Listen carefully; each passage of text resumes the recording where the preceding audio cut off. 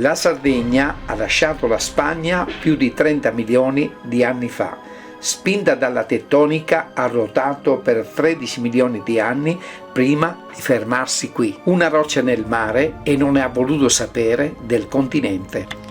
Roccia su roccia, più di 3.000 anni fa, gli uomini di Sardegna edificarono il nuraghe. Un formidabile baluardo tra sé e il mondo esterno.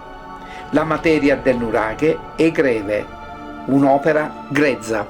I pieni superano i vuoti, la luce è lontana dietro anguste feritoie. Il nuraghe è come una montagna viva dentro. Nell'Oriente Mediterraneo il cumulo di pietre che costituisce il nuraghe veniva definito radice murra, ma anche la cavità e il fuoco. Il concetto di nuraghe è semplice: sassi ammonticchiati su un vuoto, a celare una cultura centripeta che illumina un mondo piccolo e segreto.